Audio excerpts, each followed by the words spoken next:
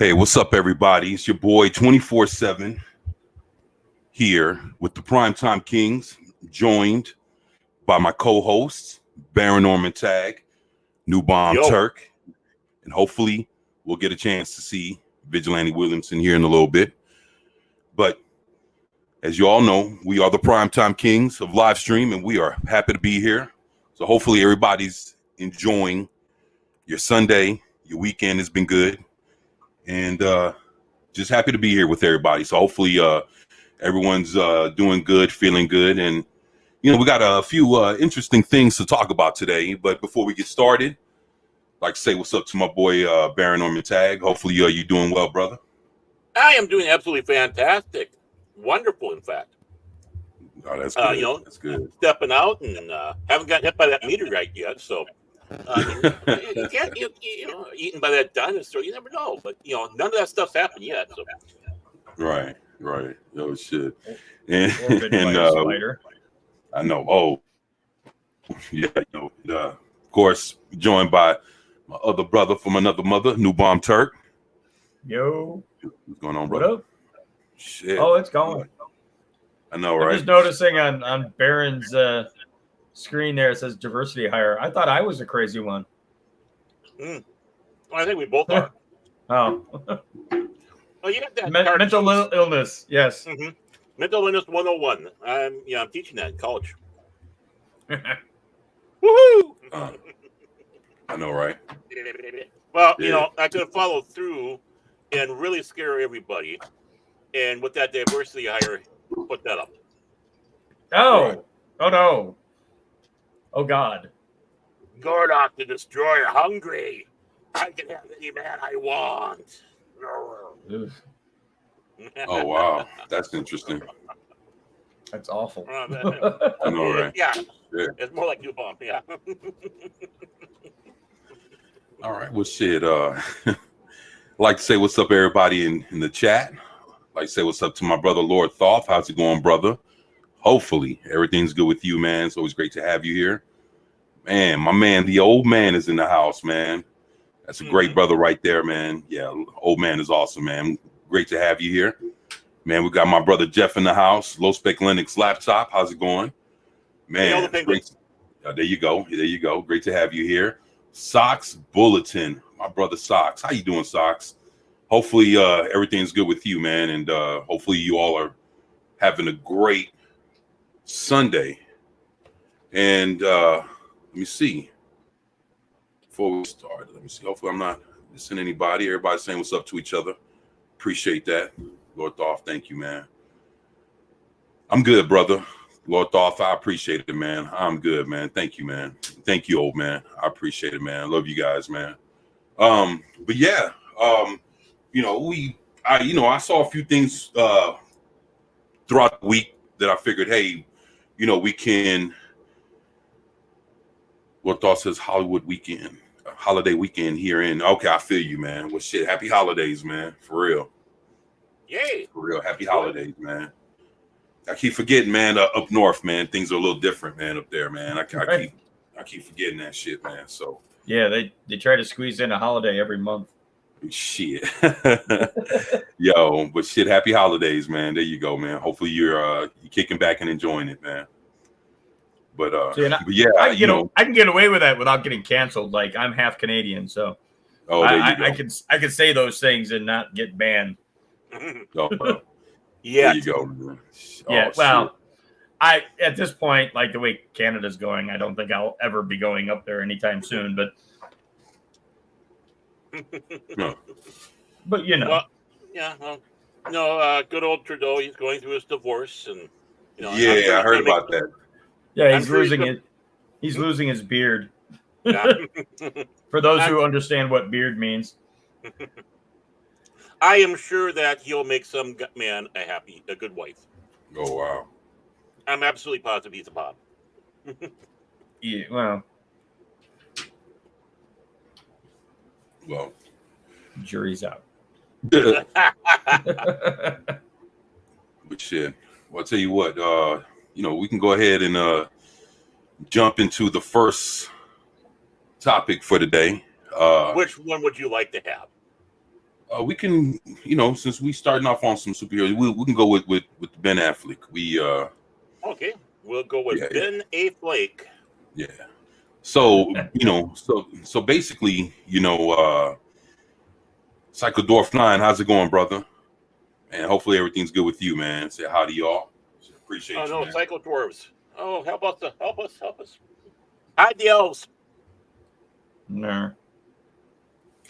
Yeah. So basically, I saw this week that we were well, they were looking through and looking at what Ben Affleck's Batman could have been, and I figured, you know what, I've heard a couple channels here and there say something, but not really a whole lot, and I figured, well, we can go and actually take a look to see what could have been, and I figured it'd be interesting to look at what Ben Affleck's Batman would have had, what would it have included, and the things we would have seen that we even, that we haven't gotten a chance to see yet. And I was like, well, all right, well, so yeah, let's if you do the honors, my brother.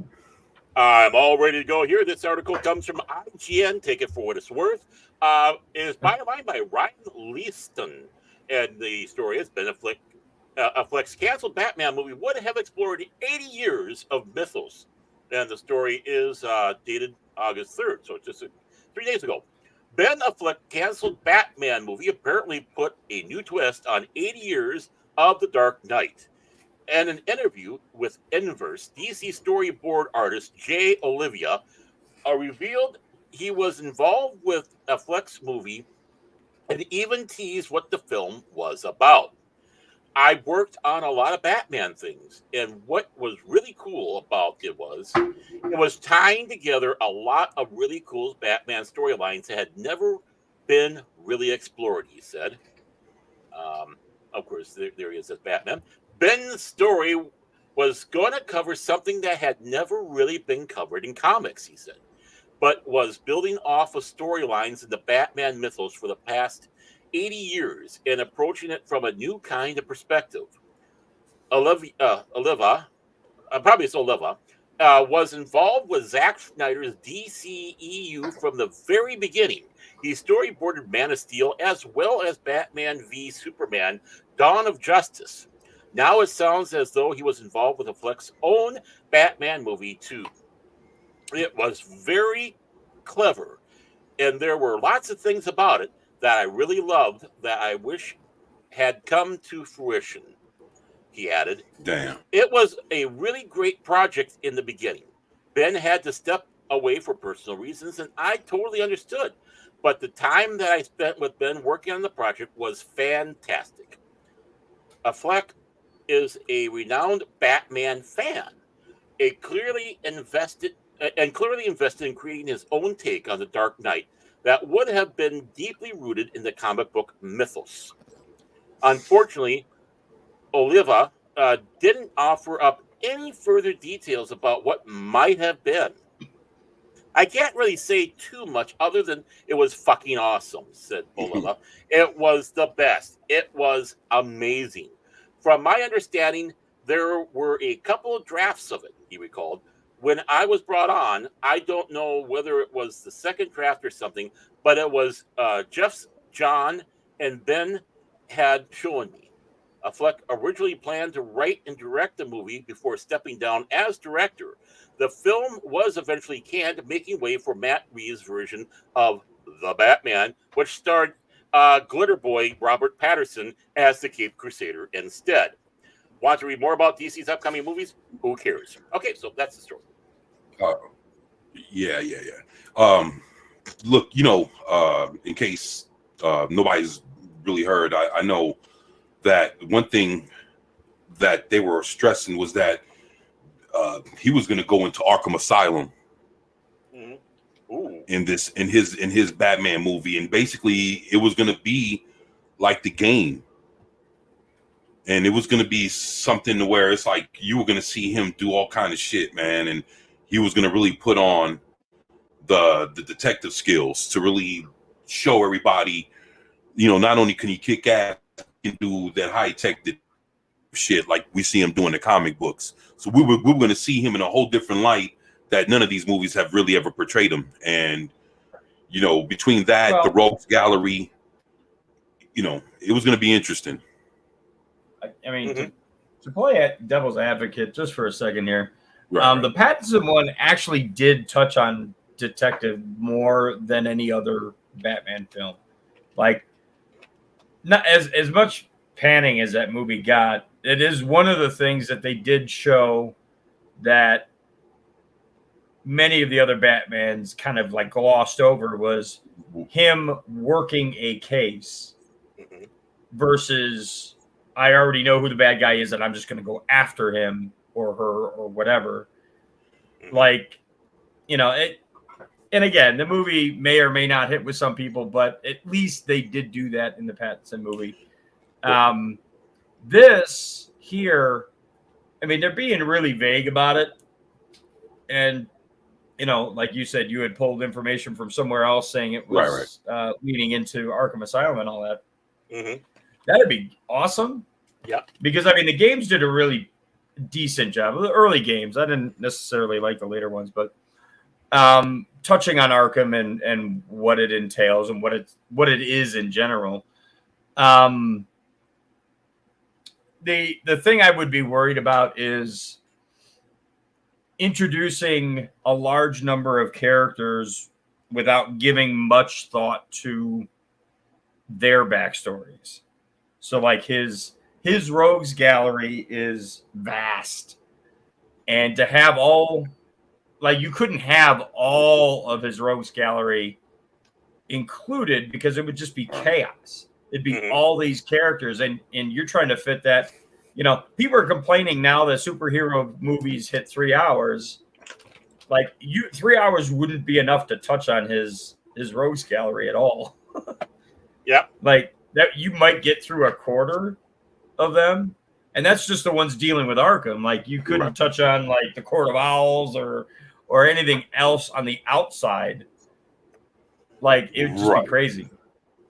Yeah, I mean, from what I understood, it was going to be like, it wasn't going to be like him directly in Arkham, throughout the whole movie, but he was going to go through there.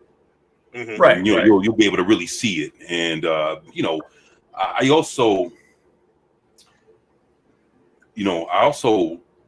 heard that, Matt Reeves was given Ben Affleck's script, read it, was like, nah, I don't want to do it, and then fucked around, wrote what he wrote, and it ended up having all that detective shit in there. Yeah, I mean, I don't know. I mean, I'm not a huge Reeves fan, but there were obvious hints to like year 1 or year 2 Batman, that kind of thing. And there are obvious connections to that. I'd like if he's going to continue on, there's supposed to be a trilogy with Pattinson. Like, okay, stick to that then. Right. Don't fuck around and take him out of it. You started there. Keep it there. Keep him in that detective role.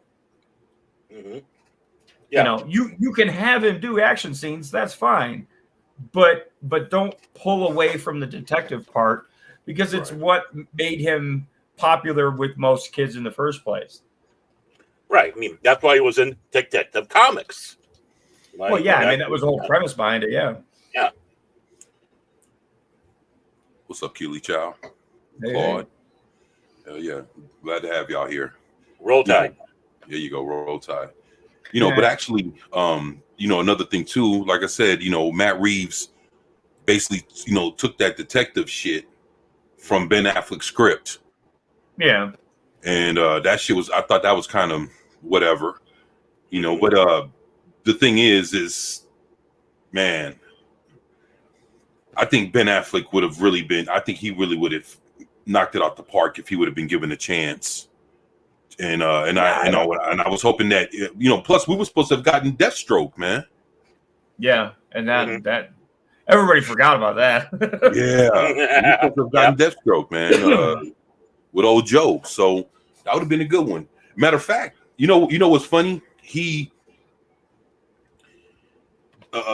like when they thought that they were actually going to do the whole Batman thing, he had like cut his hair and did all kind of shit. Like a year and a half ago, 2 years ago. Yeah. I don't know if y'all remember that. He came off having the whole Deathstroke look, and people were like, "Oh shit!" He was like, "Yeah, y'all get ready." Like shit's back on. And then no, it ain't. and all of a sudden, Matt Reeves, shit fell out with Ben Affleck. Matt Reeves came in, and that shit was a wrap, man. So yeah, that's fucked well, up. and if you peel your way through the castings of the Snyderverse, right, there were as many misses as there were hits. Like Cavill was a hit. I think Affleck was a hit, even though a lot of people didn't want to admit it. I think that was a good choice for that style of Batman that they were looking to portray. Right. And then you get to Flash, and that was an obvious miss. And the fact that they left people completely cut out, like Green Lantern, and had to swap that with Martian Manhunter, which I actually liked who they had as Martian Manhunter. I thought that was an interesting casting. Yeah, I did too. Because I like that actor. I can't think of his name off the top of my head, but I do like that actor. Right. So I was like, "Ooh, that could be cool." And the Deathstroke I thought was good. They had him done up just right. He looked the part, and then you look at fucking Dippy as Luthor, and that was like one of the biggest miscasts of the whole fucking series. Oh yeah. It wasn't Lex Luthor. It was Lex Luthor Jr. And he was a wimpy, whiny, fucking like Zoomer. Yeah. Sorry to the Zoomers out there, but yeah, no. Yeah, Zoomer. Yeah. Take it for what it's worth. Right. That was just a horrible casting. Yeah, Keely Chow says a live action Batman Arkham movie would have been awesome. It would have been an awesome way to pay tribute to Kevin Conroy on the silver screen. R.I.P. Yeah, I agree with you there, Keely. What's up, Zax? Yeah, man. I don't think he had passed yet when they had decided to do that. But right, exactly. Yeah. Continued on. Yeah. He was still around. Yeah, he was still around. So yeah, because you figure that was probably in the works before. I would say before 2020. Right. I mean, this is going back to Batman v Superman time frame. Right, exactly. Yeah. And, to be honest, the one thing that made Batman look like some serious shit was that warehouse scene, man. Yeah.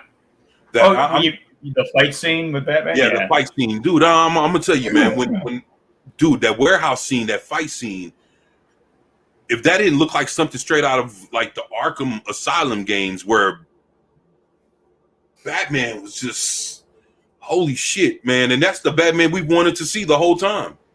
I would have loved to see them, and I know it's not real easy to do, right? But like how sometimes they'll have the body mount cameras that hang up over behind. Like if they had done that in like a third person for the whole fight, that would have been crazy. That would have straight up been the game. Yeah, especially with some of the moves he was doing, that was just insane. Man. But it's the possibilities were endless, and to see a Ben Affleck Batman with the fight skills that he had in that warehouse scene in Batman v Superman, plus him jumping off like I guess the way you saw him in Zack Snyder's Justice League, where he's fucking like jumping, with the fucking gun and jumping off of shit and fucking swinging. Yeah. You add all that with the Batmobile blowing up shit and just man, at this point, I love Batman, but Ben Affleck's Batman was shooting and killing motherfuckers. So fuck it, let him keep on. The guns blazing on the Batmobile, and let and him just fucking either whooping ass or killing motherfuckers, all the way till he got to the truth of whatever the fuck he was after. You know, the whole point of this movie, whatever he's trying to figure out or whoever he's trying to defeat. And fuck it, man, just let it go, man. And I think we would have seen something. Oh shit! I think we would have seen something special, man. Yeah, I fucking banged the shit out the table. Yeah, but yeah, I think we would have seen something special, man. Yes. And remember, boys and girls, when you need to have stuff destroyed, go to 24/7 Fusion Destructor. You'll be able to take care of any destruction need that you have around your house. 1-800-555-24/7. Back to you, 24/7. Yeah. Yeah, John Stewart. The other John Stewart. Okay, let's see here. Lord Thought says, I'll never forget them for putting Cyborg in there instead of Green Lantern, even John Stewart. Right. Yeah, and the the reasoning behind that was because Cyborg was in Justice League and the more modern comics. Yeah. Well, and then that also goes back to Jeff Johns and him basically greenlighting all the things he initiated in the New 52. Yeah. So basically, what we've gotten for the DC cinematic universe was the New 52 versions of every character, their origins, to the way Black Adam is, to the way Billy Batson is a dipshit as Shazam, and he got 8 brothers and sisters and all that bullshit. Like, I don't like that shit, man. It's like that shit was. What about and it's like he has to divide his powers. One gets speed, one gets this, one gets that, the other one gets some other shit. Come on now, like, get the fuck out of here. Like this. And of course he would have to lose his intelligence because he can't be smart. Oh boy. No. I mean, he as Shazam, he acts more childlike than when he was in child form. Yeah. Like, what the fuck? What the fuck am I watching? This, I don't know, man. I just couldn't do it, man. You're watching Amateur Hour. Well, you definitely hit the nail on the head there. Like, when you're watching a movie where a character like Shazam is bouncing back and forth between his child version and his adult version, right? And you're confused as to why the child version is acting very adult-like, and yet the adult version is acting far more like his child side should be acting.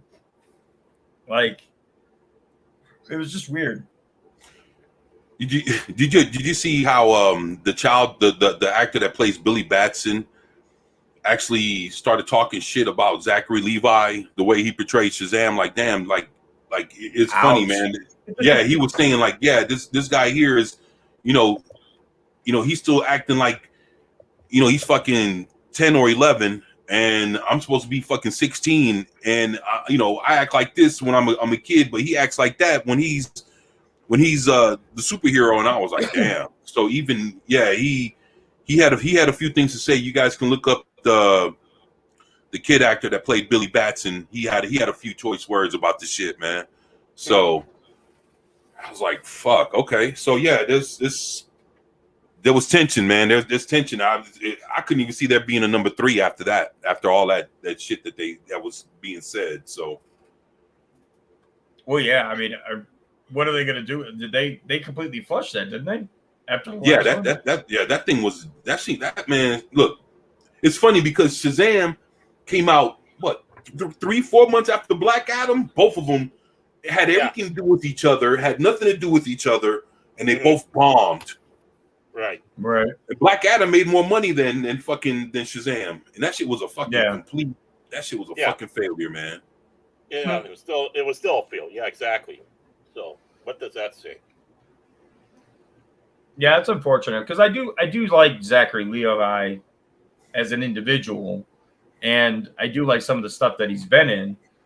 But yeah, that just kind of left a bad taste in my mouth. A douchebag. Wow. Why is that? Damn. Okay, explain. Man. Why? I mean, the thing is, it's like Shazam thing or something. No. Hear this out. You remember what happened when James Gunn and Peter Safran first came in, and they dropped Henry Cavill and all this other shit, and he was like, all defending James Gunn, and he was like, "Yeah, I just came from vacation with Peter Safran. Me and him we're on vacation together, and you guys are jumping on, get off of their ass, And he started like fucking going after the fans because the fans were going after Gunn and Peter Safran, and it was like, dog, that has nothing to do with you. So he's yes, but okay. Now let me again play devil's advocate here. You like to when your job is on the line, effectively his casting as Shazam is on the line, you're going to do something to preserve that. And he went into defense mode to try to save his Shazam. Obviously, it didn't work. Yeah, I mean, I can understand. Yeah, he was like trying to defend his homeboys and all this other shit. Right, like because hey, that could be me continuing on. I have to do something to preserve that. Now, if it didn't work in the end, and obviously that's the end of that. But I mean, it's it is what it is. Right. I mean, he got a lot of pushback for that, so that was equally deserved, man. And and see, another thing too was Peter Safran is the executive producer of Shazam, so he has. And see, and that's another thing too. He's the executive producer of the Suicide Squad. So if anything, when James Gunn came aboard, and he got the position to, to get a job at DC after Marvel dropkicked his ass for the tweets, they fucked around and put him on Suicide Squad. But that was a personal pet project of Peter Safran because he had an emotional, not just that, but he had a connection to it as an executive producer. Plus, that was his thing, and it is crazy because if you look at how much money David Ayer's Suicide Squad actually made, dude, that shit made some money. Yeah, even if you didn't like the movie made some fucking money. It made more money than James Gunn's. Yeah, a whole lot more. I'm mistaken. Didn't it also make more than Harley Quinn solo? Yeah, it all that shit. It made more money. You could have put both of those movies together, and that fucking Suicide Squad movie made more than Birds of Prey and James Gunn's Suicide Squad put together. Yeah. But then everybody treated David Ayer's Suicide Squad, the first one, like if it was a failure. So I don't get that. Well, I think part of the issue with that was everybody kept saying that there was this alternate cut. Mm-hmm. And I don't remember Ayers ever saying there was, but he would be interested in making a director's cut of it. Mm-hmm. And that just fueled the fire. And because then once people got in their minds that they could have a different cut of a movie, especially that movie, they just hung on it and ran with it. And it was like, fuck, here we go. And of course, Snyder's alternate cut comes out, and that just fuels the fire even more because it was, as a re-release, successful. Right. It was a shitstorm of bad ideas across the board.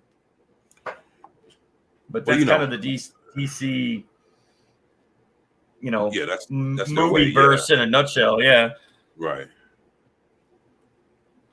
What do you think about this, Baron? Yeah.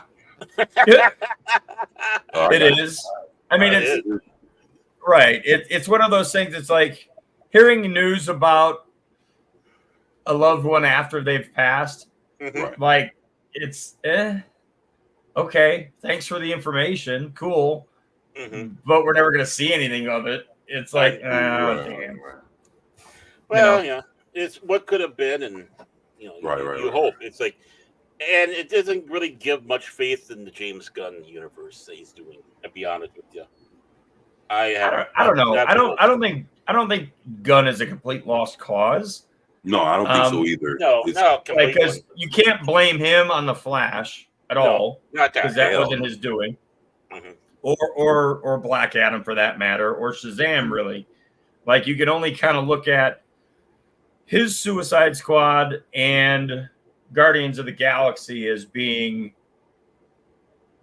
good or examples of anything that he's done in a superhero universe, not specifically Marvel or DC, because you have both. Right. His legacy is going to be, and you can't even necessarily blame him for Blue Beetle either, because he wasn't there for that decision at all. Right. And whether that, like, everybody's all hyped on Blue Beetle. I mean, this shit could just disappear after that movie comes out and be nothing.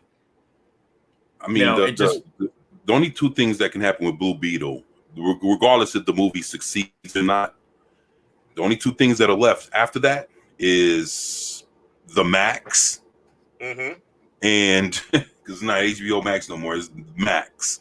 So it's either Max or Blu-ray, DVD, 4K. That's it. That's the only thing that's left. So the only way they can even recoup some money in, from what I understand, to press DVDs, like the manufacturer, press the case and all that. I heard that shit don't cost shit. That shit is cheap. That shit doesn't cost anything to make. So for them to mass produce that, stuff it in Walmarts and Targets and Best Buys and Circuit Cities and all these fucking retail places, or any place that sells DVDs, in general. Grocery store sells and all that shit, exactly. Yeah, of course. Yeah, I mean Kroger's. I mean, we have a supermarket chain out here called Kroger's. You walk in, they'll have the actual display of a new movie. Like, let's say Fast X hits DVD, they got a big ass cardboard cutout of the X and the Fast and the Furious people, and they got the fucking DVDs and the Blu-rays there, all displayed, and people that walk by can just sit there, grab one, and go to the checkout counter and pay what, $24.99? Well, I guess $19.99 if it's the theatrical cut, and if it's some other special shit, you're definitely paying $24 or something like that. Brand new. Yeah. So I mean. Oh yeah.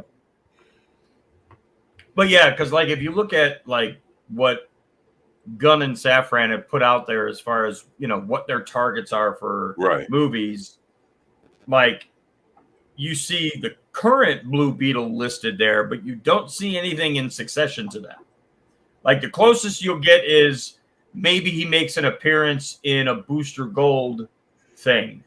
You know what's funny about that? You just reminded me of something. You know who the main villain is for that movie? Linda Cord. Who do you think Linda Cord is?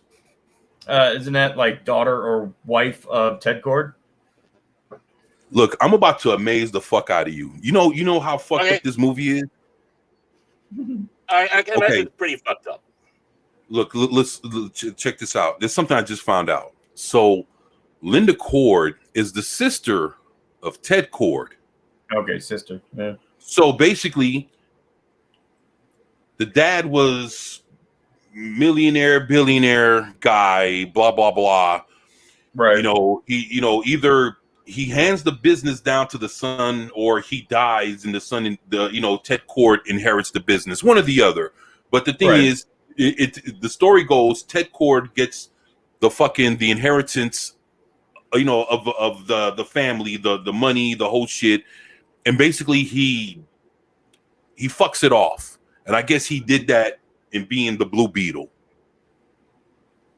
They don't say it, but that's the only thing I could see him spending money on that that wasn't Cord Enterprises related, or whatever fuck the family business is, like Wayne Enterprises or the Wayne Foundation. I don't know if it's the Cord Foundation. I don't know, but whatever.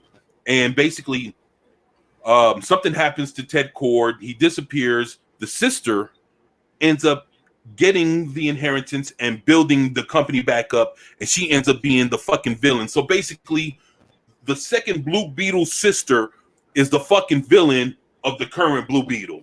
You know, in comic books, when her first appearance was 5 months ago. Check me out here. There's a comic book out. You guys can look it up. It's called Blue Beetle Graduation or some shit like that. And right now, it just hit issue 17. Her first appearance was in issue 12. Damn. Issue 17 just came out, or within the last month or so. So who the fuck is she? And I think that's who Susan Sarandon is playing. So now Susan Sarandon is your villain. Susan Sarandon. I want you guys to let that shit sink in. Well, I mean, that's your, but yeah, if that's the case, you should have put Sharon Stone. Yeah, Sharon Stone. I'm just saying exactly, but that's the same shit. Someone who's not as saggy. But come on, man. Y'all know what I'm. Y'all know where I'm going with that. I'm just saying, man. Fuck that. Fuck that shit, I mean, man. Damn. Right. So basically, my bad. Go ahead. I'll tell you what I'm going to say. No, that's fine. No, go ahead. Go ahead. Because basically, it's like what we said with Justice League. They're only pulling New 52 and forward. Mm-hmm. You're going to get certain beats, so to speak. Right. And that's one of them. Like, I don't know. I mean, supposedly, and again, this is only rumor at this point because I don't think they've ever announced a casting for Ted Kord in the trades. Mm-hmm. But supposedly he shows up at some point. Now, for what? At this point, why? Because you've already jump skipped all over his ass to get to this dude. Why even show him at this point? Like, because he's just going to be useless. He's going to be a one-off. Like, you'll see him for a moment or two, and then, whoop, oh, no, it's the new guy. Never mind. And the same thing is going to happen with Fantastic Four. And I know I'm kind of sidestepping this a little bit, but they announced that, it's been in the trades as a rumor that Galactus is supposed to be the big bad for the first Fantastic Four movie. Mm-hmm. Now, with the way Marvel does things and how they make great villains into one-shots regularly, how do you make Galactus into a one-shot? A one and done. Right. Like, how could you even fathom that? Like, a character that powerful is only going to end up being a one-shot in the first movie, and then they'll move on to Doom, who they'll make also a one-shot because they can't get off of that fucking setting. Right. So they're going to one-shot Galactus in the first fucking Fantastic Four movie, and then they're going to one-shot Doom in the next one. Because they're so focused on Kang being the big bad that they can't work in their brain that you can have multiple big bads going around all at the same time. And did you hear about Galactus? Me, no. All right. Sock said Galactus won't be a one-shot. Prove to me that they're not going to do that. Because they've done that with every single other villain. Everyone. They haven't proven to me that they're going to do anything else. I'll put it that way. From what I heard, they said Galactus was going to be Latino. Yeah, it's going to be, rumor has it, it's going to be, what's his face? God damn it, I can never remember his name. Hold on. Antonio Banderas. Mm-hmm. Oh, wow. Yeah, that leaves kind of a blank in your head, like, what? Got to run for grub. Peace. Hey, take care, Lord Thoth. Susan Sox has more faith in Marvel than I do at this point. Mm-hmm. Nah, Sox is awesome, man. Hey, you know what? I mean, yeah, I'm not picking on Sox. or saying that he's, you know, a fanboy or whatever. But like, look at their track record. They have yet to bring back a villain as a villain in a second movie. You know, Winter Soldier came back. Well, okay, so primarily Winter Soldier in Winter Soldier movie was a villain, and they sort of had him as a villain in Civil War, but ended up not being a villain. Right. And then now he's not a villain. You know, Red Skull relegated to guarding a stone in the middle of fucking nowhere. Thanos, well, okay, so you had a couple movies with Thanos, then they killed him. Like, like nothing's really solidifying my belief that Galactus is gonna not get one-shotted. Yeah. Sucks because I listen to Mikey Sutton. Who the fuck's Mikey Sutton? Nah, he's a scooper, man. He's a good dude, man. You know, good friend, man. Yeah. Okay. He's a good guy, man. I've met him, you know, and you know, him and Socks is tight. You know, he's a funny guy, man. Great guy. Yeah, I streamed with him and everything before, so. But yeah, man, he's but yeah, I feel you, Socks. You know, and Mikey's you know, he's on the money when you know, there's a lot of things that he's almost everything he's, you know, and the thing is, from everything I've seen of Mikey Sutton, everything that he scooped has actually came to fruition. So, you know, and actually Midnight's Edge knows him quite well, and you know, they've gotten a lot of info from him, you know, so he's proven, he's proven to know his shit. And like I said, him and Socks are cool, so that's where, you know, Socks is like, yeah, you know, my boy told me this and that, you know, because him and Socks talk all the time. So that's where Socks is coming from. Just give you an inside scoop, man. Like, no, like I said, I don't have a problem with Socks. No, it ain't about that. Just, you know, just letting you know, like, I understand where, you know, and I understand where you're coming from, but you know, Socks is typing, you know, and I understand, you know, the dynamics of that. So I'm just kind of, you know, just letting everybody know. That's all, man. Ain't no big deal, man. But you know, but yeah, man. Okay, so let me ask you this, man. Just kind of out of curiosity, if you think that Silver Surfer, Galactus, okay, he's gonna be Antonio Banderas. What do you think Silver Surfer will be? He won't be. The way they set it up, and then this is just what's out there currently, right? Is that the way they're going to explain their existence without being involved in the past events of the MCU, right? Is that they're going to end up time traveling. That's from what I the heard. 60s. Yes, from the 60s to current day, and possibly Galactus ends up in that time jump. And Galactus's herald at the time was not Silver Surfer; it was a different character. It wasn't Fire Lord. It was no, it was before that, I think. Was it Thorax? Yes. Right. And that's the supposed casting is the guy from Punisher that played what's his? Oh, wait a minute! You're not talking about the wrestler, right? Diesel? No. The computer guy. I can't think of the character's name. In the Punisher series. The Punisher series with the series from Netflix. Yeah, Data or whatever his name is. Micro, there it is. Thank you. Yeah, Micro. Yeah. Micro. The guy who played Micro is supposed to be playing Thorax.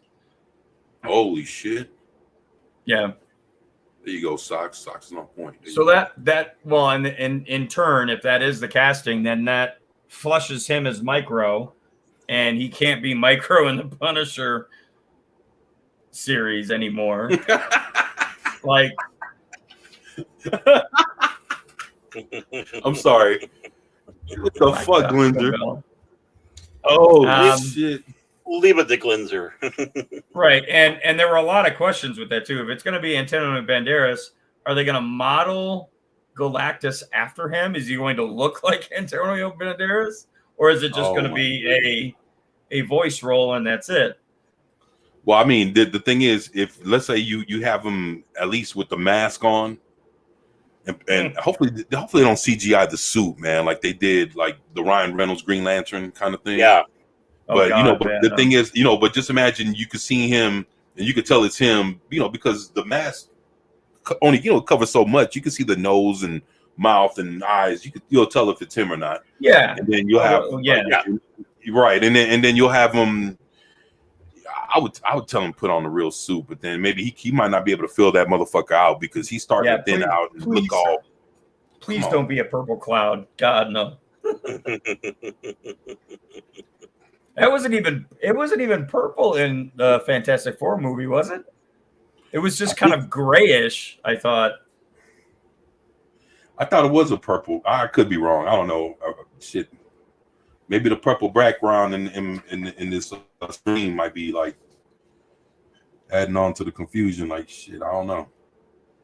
I got purple and gray and pinkish hues. Well, yeah, but I'm talking like the Silver Surfer movie, like the the second one, Rise of the Silver Surfer. Yeah, that was just kind of a grayish white cloud. Like it had different tones of grayscale to it, and that was it. Right. Yo, shit, you think it'll be like a black or Latino Silver Surfer?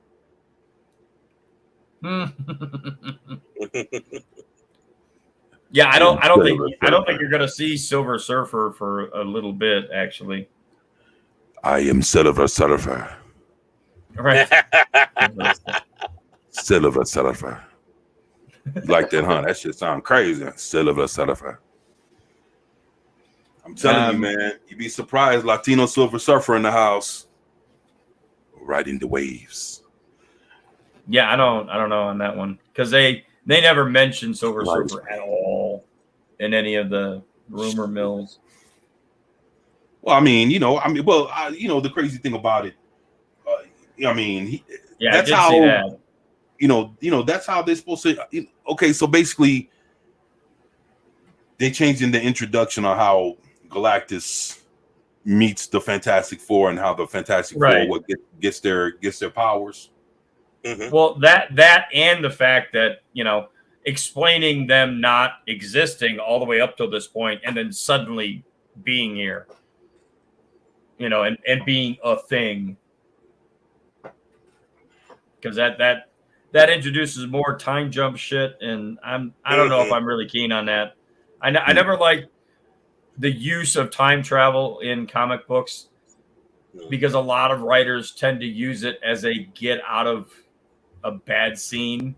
Like they write themselves into a corner. They don't know how to get themselves out. So suddenly it's time travel. And they've done it a number of times that now the movies are like, how do we introduce this character? Time travel. And it's like, outside of the characters that normally use time travel, that just sucks.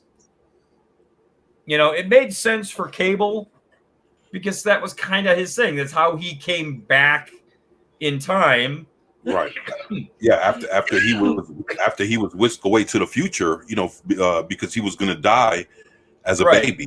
And what's that? Mother Ascani grabbed him and took him to the future in order to save his life. And then he comes back being older than his father. Right. Shit. And half cybernetic and and all that shit. Boy, I tell you, that was a hell of a boy. I owned every one of those issues. Man, I was the most diehard X-Men collector you could have fucking comic book wise. Man, I was fucking killing it, man. Yeah. I owned, man. Yeah, but yeah, exactly. That was a hell of a time travel storyline. That was very good. I agree with you on that, man. Yeah, right. Man. That was a cool one. Because they didn't use time travel as a crutch to get out of a situation. Right. They used it as a device to age him and to introduce worse scenarios effectively. right, like Apocalypse and everything else. Like, Right, exactly. right, man, that was some good stuff, man. You know, and so yeah, they didn't use it to exactly what you said. They didn't use it to get out of something. They used it to actually tell a story. Right. You're right. So that was some good stuff, man. I haven't thought about that in a long time. That was some good shit, man. I miss them fucking X-Men comics, man. I can imagine. Fuck. Shit. But yeah, man, I tell you, hey, you know what? Hey, I tell you what, Baron, could you do me a favor? Could you pull up something that Sock said? Vanessa Kirby. Let's see who that is. I don't know who that is. It's Appreciate the blonde from the recent Mission Impossible movie. No, I mean, I still want to, you know, yeah. If you can, yeah, I mean, you can look it up, but yeah. That's who she is. Nah. Yeah. Okay, Vanessa Kirby. Okay, let me take a look. Appreciate you, Socks. Yeah, man. I was like, shit, because it's my first time hearing about that. So I was like, all right, let's see if we can. Yeah. I mean, she's a smoking hot blonde. Yeah. Oh, for real? Oh shit. Yeah. I don't think it's a bad choice. Right. I mean, I guess we'll have to find out if she can do an American accent well, because everything I've seen her in, she's always had her traditional accent, which is she's British. Oh, for real? I had no idea. Mm-hmm. I mean, she just looks British. Yeah, she does. That is definitely a British look. Yeah. Hey, you got any other pictures? Yeah, that way we can just see. She kind of she fucking works out. Look at the fucking arms. Mm-hmm. Okay, well, I ain't going down the middle of that motherfucker. Here's another one. That's probably one of the most recent ones because that's kind of the haircut she had in the Mission Impossible movie. Mm-hmm. Yeah, no, I mean, I would say that's a win. That's right. You know, blue-eyed, blonde hair, whether she's traditionally blonde or not, you can tell by the eyebrows, not really. But yeah, I can see her as Sue Storm. Yeah. Okay. All right. You got me sold. Yeah. Mm-hmm. Sock says Mikey Sutton did a new article on Geekosity about Vanessa Kirby. Okay. All right. Yeah, I think that's a win. I mean, and this is the only official announcement they've made. Everything else, like the Adam Driver thing, may or may not still happen because of the strike, and right. You know, their backup plan was, I guess, dude from Doctor Who. Mm-hmm. What? Yeah, not the most recent. Oh, you mean yeah, I know you're talking about. Yeah, I heard people talk about him last week. Yeah. Oh, okay. Yeah. Right. And that's her. Yeah, that's her. She was in The Crown. Oh, I don't know, but okay. I can, okay. Yeah, she was in The Crown with. Yeah, she might be working with something. Mm-hmm. Cooking with fire. Yeah. All right. On fire. Okay, well, here. Yeah. Well, there you go. Well, okay. Maybe. I mean, it's like wearing a trash bag, but yeah. It's like, well, I was going for the legs. Yeah. The legs. Yeah, I guess. What? Just going for the legs. I don't know, man. I'm sorry, ladies. I'm, you know, ass and tits, man. Like, I don't know, legs, they're cool, but I don't know. Not every woman is double D. No. Right, exactly. I don't know, man. You know, she's maybe not. that's me. I'd love to see, because I don't think I've ever seen Matt Smith with a full beard. Like Sykes mentioning, he looks like Reed, but like every live action iteration we've had, except for John Krasinski, hasn't had a beard. And Krasinski looked good in that casting. And I hate the fact that they're going to walk away from him, but that's fine. You know, whatever. Well, if you want to see Matt Smith with a beard, just watch The Crown. When he was playing Prince Philip for several episodes, he had a mustache and beard. Ah, okay. Well, I never watched it. Did he have the same kind of beard that Reed Richards would have in Fantastic Four? I don't know. Yeah. I know. I was asking, you know, since Baron said he saw him. I mean, I don't know. It was rather a distinguished beard because he was playing the prince, but You know, I don't know. well, you know, what he had was like just regular like mustache, goatee with the Yeah. sideburns, you know, that came and attached to the goatee all in one. Mm-hmm. Yeah, that was all. You know, just Right. I ain't gonna say like a full, like, you know, it wasn't like Rick Ross fucking beard that's No. fucking like a fucking afro sitting on his neck or some shit. Damn. But you know, but it was just a regular. Growth. Yeah, Yeah, I mean, Reed has a very distinctive beard in the comics, and it's, you know, again, we didn't have a bearded Reed Richards until John Krasinski, and I don't think his look that bad. His look, you know, they graded in a couple spots, which made sense, right? You know, because the more recent, actually, Reed has had gray in his beard for a long time, hasn't he? I think since, well, actually, it was after the.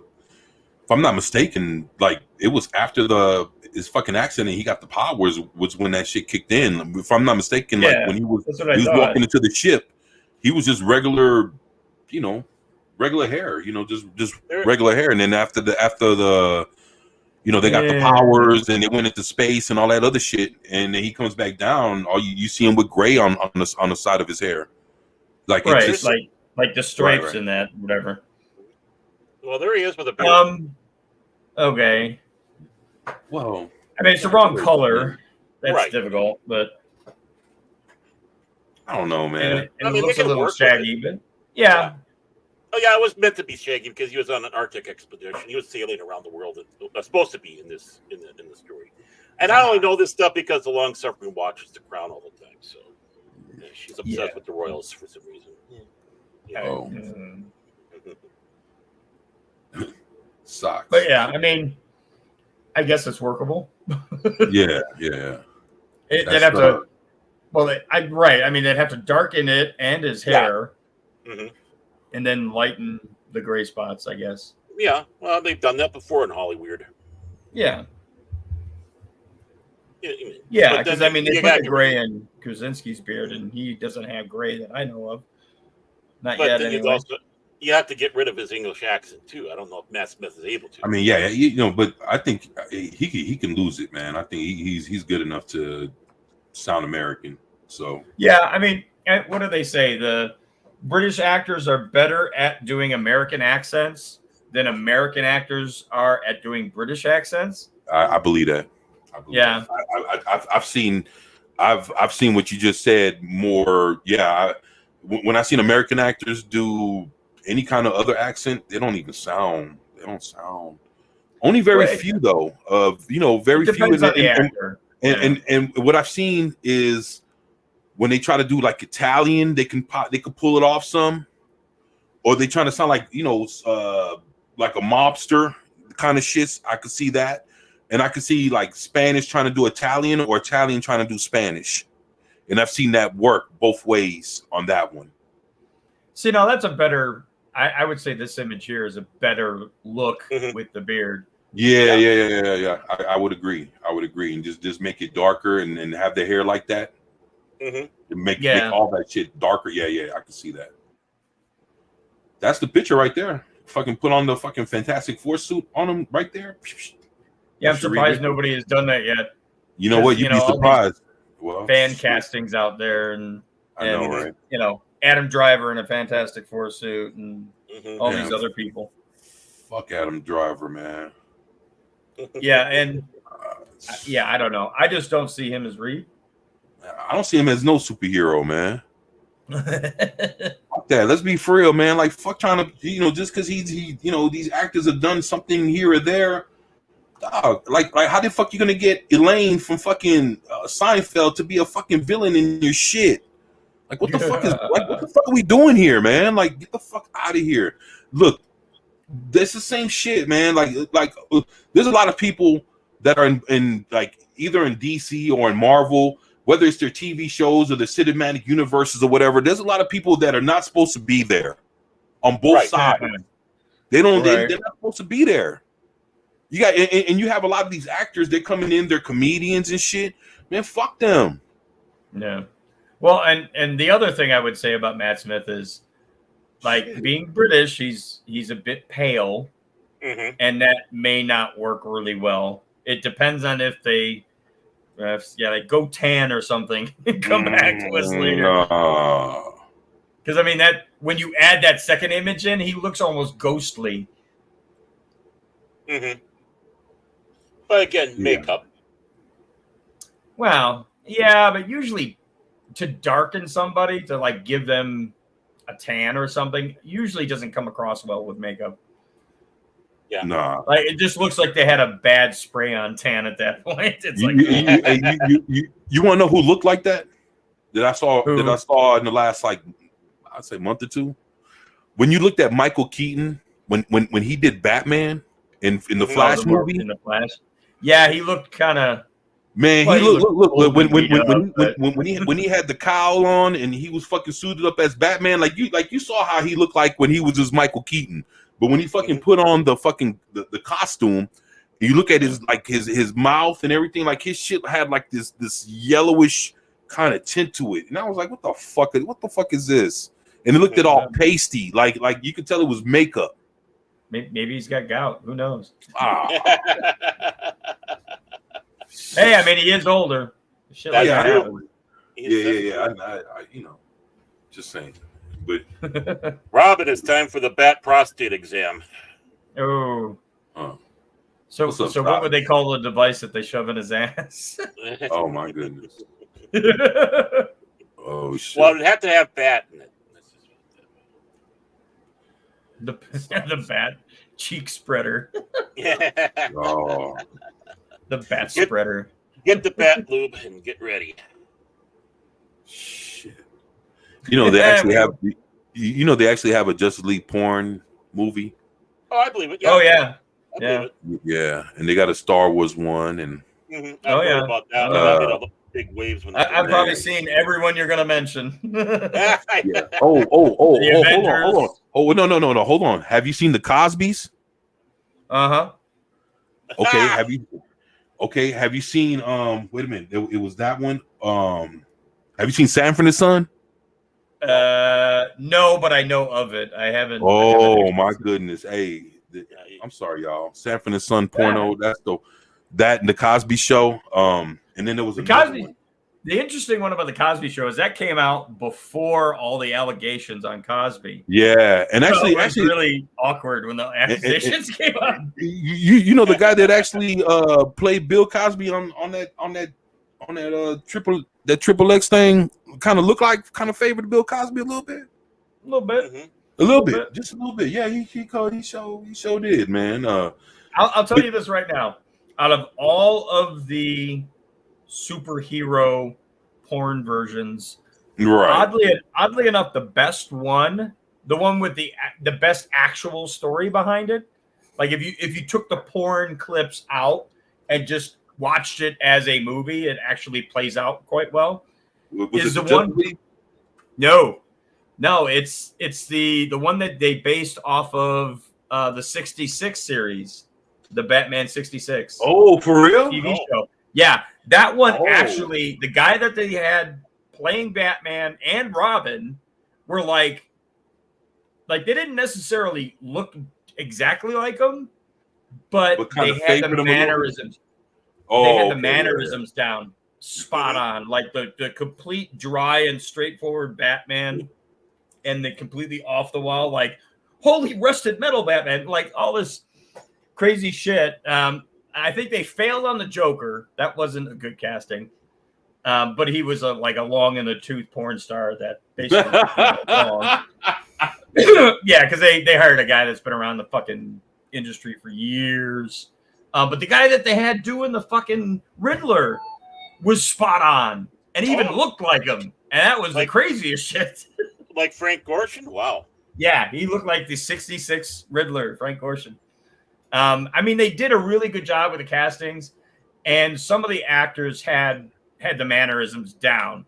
The females were a little but the males were spot on. Like they really went for it, and that was one of what's his name, Axel Braun. That was one of his movies, and he was like intent on making when he released that. You got the main version, which was the porn version, and you got an edited version without the porn in it. Because he was so confident that he had nailed it as a 66 Batman continuation that he was like, no, you need to watch it without the porn. So he included it on the disc. And it's spot on. I mean, they even do the whole climbing up the side of a wall thing. Oh, for real? Like they shit, hit every the Batusi when he dances. Oh, They yeah. hit all of real? that. Like they hit it on the nose. Damn. Low spec last time. Low spec links laptop. My brother says get the bat spreader. Lube or no lube. Or no lube. Oh shit. I think Batman would be a no lube. You I think that's so? just kind of the person he is. You know, No, he's like, say I can take the pain. Wow. The old man says get 2 fingers for a second opinion. 2 fingers. Oh, Damn. Batman's been around, you know. I can tell you shit. Damn. What's up, Socks? He says we're going to talk about comic book films to porno parody movies. LOL. Hey, honestly, like most of them are trash, and you know why? Because porn actors and actresses aren't really actors and actresses. Like they can fake an orgasm, but they can't act their way out of a paper bag otherwise. The only other one I could say is not superhero specific. It's a porn parody of oh god, what was that TV show? What, Starsky and Hutch? Reno 911. Oh, okay. There's a Reno 911 that's kind of funny and you know, and it hits the points on how Reno 911 was as a TV show. Mm-hmm. But again, the acting is kind of meh at best. It just is. Man. But again, nobody's really watching them for the acting anyway. So No, right. You know. Tell you what, man, we definitely jumped the shark in this motherfucker. I tell you what. Don't we always? Socks. Wait, hold on before we. What? Wait. Socks says I saw an animated film earlier called. Yeah, that does not surprise me any. Fantasy 7. Oh, and it's an animated porno based on Final Fantasy 7 video game. Oh wow. Well, there you go, guys. Animated porno Fantasy 7. Right. The whole concept of Rule 34 and the fact that it exists as a website, that's why that happened. Oh, okay. Wow, that's interesting. Shit. Like if it exists in the real world, there's probably a porno version of it. Whatever your twisted mind can come up with, yeah, I'm sure somebody else thought the same way. Is that like Rule 34 or something like that? That's Rule 34. Yeah, that's what I said. Oh, okay. Oh, you said that. Oh, sorry. Somehow. Yeah, I said Rule 34. Yeah. Don't mind me. Yeah. Okay. No, you're good. All right. Yeah, that's right. Of course it was, Socks. That's where I saw Rule 34. LOL. There you go. Yeah, there's a website called Rule 34, and yeah, it is exactly that. It is mostly animation, if I'm not mistaken. There's no live action stuff really, because in most cases you couldn't live action something unless you had a massive production, especially like Final Fantasy. Jesus. But moving on. Yeah. There you go, man. Shit. That was a good one though, but fuck. All right, well shit. Let's go on to the next. We go into the next story. What story do you wish to topic of conversation here? What? Of course, we got the Black Widow, we got George Romero, and we got Quentin Tarantino. And the 8-year-old boy. Yeah, that's the Black Widow. Oh, the Black Widow one, yeah. All right, yeah. So we're gonna switch gears here. And we thrown it in reverse, backing out of all this shit. There you go. Yeah. Backing up out of this. And we got a story about this 8-year-old kid. And this is a true story about an 8-year-old kid that allowed himself to get bitten by a black widow just so that he could get powers and become like Spider-Man. So, Okay, Itsy Bitsy Spider time from Newsweek. And they spelled that wrong. It should be W-E-A-K, but that's beside the point. I'm not even going to try to pronounce this person's name that wrote it, but it came August 2nd of this month. Boy, 8 let Black Widow bite him because he wanted to become Spider-Man. Well, I've been wanting to have Black Widow bite me ever since I saw The Avenger, but that's beside the point. An 8-year-old boy allowed a black widow to bite him because he wanted to become Spider-Man, according to health authorities. The incident occurred in the town of in another department located in the landlocked South American nation of Bolivia, Spanish news agency EFE and Bolivia.com reported. Bolivia. Black widow spiders are several species of venomous arachnids. Ooh, fancy words. And the genus group of species. Yeah, we know what genus means. And I'm not even going to try to pronounce that. Latrodectus.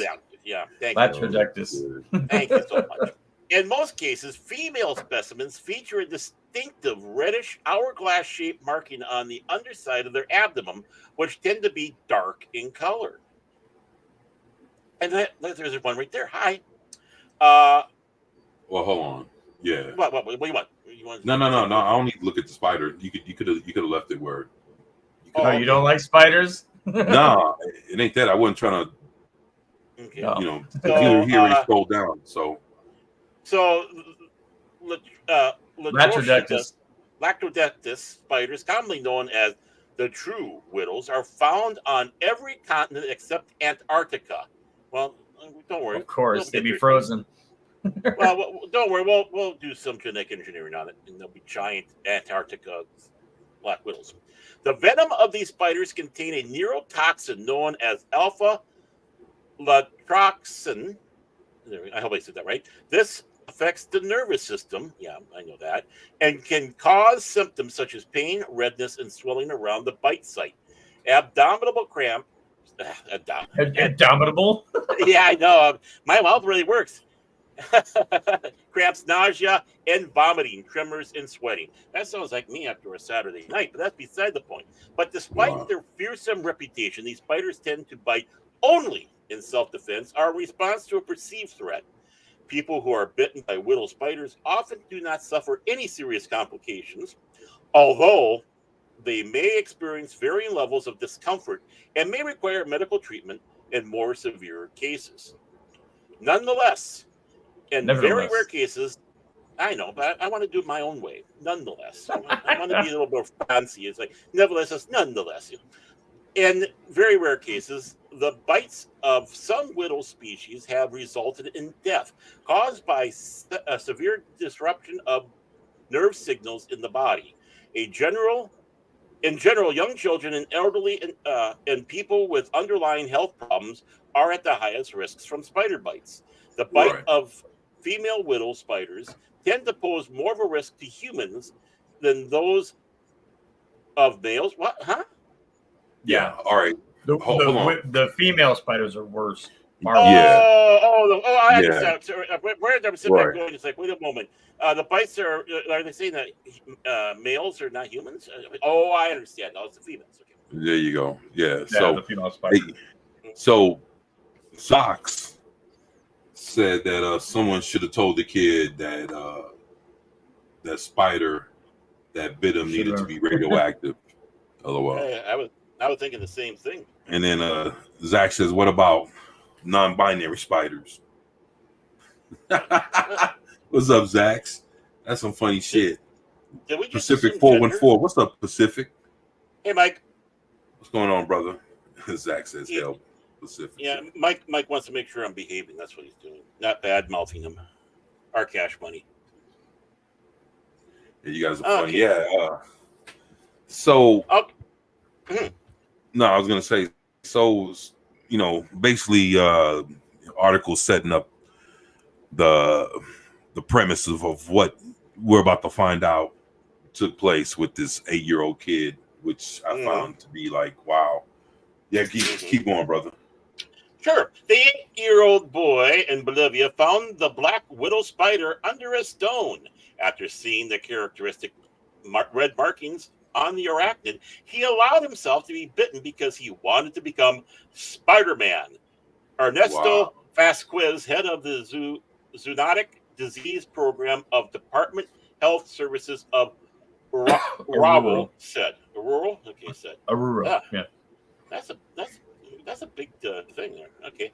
The iconic superhero's origin story says that teenage high school student Peter Parker gets his superhuman abilities as Spider-Man after being bitten by a radioactive spider. It's in the title, folks. It's when they sing the song, radioactive Spider-Man. The child, without considering the risks, of course not. He's 8 years freaking old. Picked it up and placed it on the back of his palm where the arachnid made the bite, Vasquez told EFE. Wow. Well, one pissed off spider. After being bitten by the spider, the boy captured it in a glass and went home. But around 3 hours later, he began to feel bad, experiencing body aches and intense muscle contractions. When questioned by his mother, the boy told her that he had been bitten by a colorful spider. The mother then took the child to a health center in a neighboring town. He was subsequently referred to the Hospital General San Juan de Dios in the city of Oruro. Did I say that right this time? I hope so. Oruro. Oruro, okay. As a medical emergency. Yeah, they started stuttering there. Pediatricians at the hospital contacted Vasquez so that the minor could be evaluated, and eventually they worked out that the boy had been bitten by a black widow. Doctors then treated the boy with anti-venom, and his condition stabilized within around half an hour. After that, he started climbing the walls and saying, "Hey, look, Mom, I'm Spider-Man." We are extremely concerned because the analysts and the questions asked to the child when he had already recovered indicated that he picked up the arachnid with a simple purpose, that he wanted to become Spider-Man, Vasquez said. The health official added that parents should educate children, especially those under 11 years of age, about the risks of being bitten by spiders like these. If they are not treated immediately, the consequences could be very unfortunate. These black spiders with red backs are black widows. They do not cause anyone to become Spider-Man. On the contrary, they're putting their lives at risk, Vasquez said. No shit.